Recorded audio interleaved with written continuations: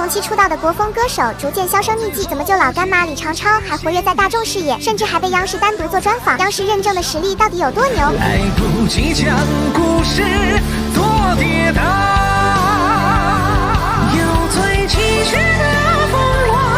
成全或你我张狂，海上清辉云月上尽飞光。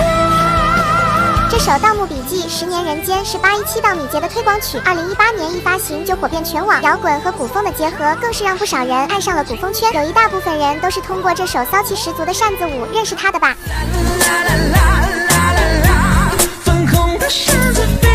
舞，啦啦啦啦啦啦，想和你们一起漫步。那个时候他的名字还是老干妈，用80块钱的麦克风，一嗓子唱出100万调音的效果，小劲儿还挺拿人的呢。还有这首2020年发布的《长安姑娘》，更是国风圈数1数2出圈作品了，直接把轻弹琵琶的长安姑娘等军规的画面表现得淋漓尽致。城来去三无痕，醉酒当歌思故人，不见千里万里，悲欢已来寒。咱就说李长超从低沉有力的男生转换到细腻戏腔的过程也太丝滑了，真是除李玉刚以外第二个觉得惊艳的男生戏腔啊！甚至是为电视剧《苍兰诀》献唱的插曲《苍兰泣》，还成了男主开大神曲，真就是每次听都觉得能量爆棚。苦你周全国，自救百年，名教主泪人听色发尾，追人看尽，千古三界万声长世界，芳菲回烟去。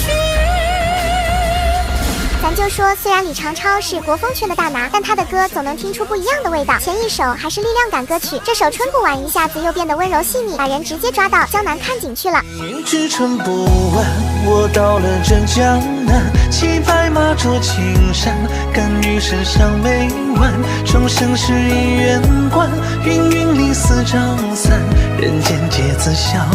为谁走近看？有多少人曾单曲循环过这首《君临天下》啊？它自带江湖气的嗓音辨识度，真是让人一听就难忘。这些歌哪个是你的入坑神曲呢？你是寂寞作证，侧着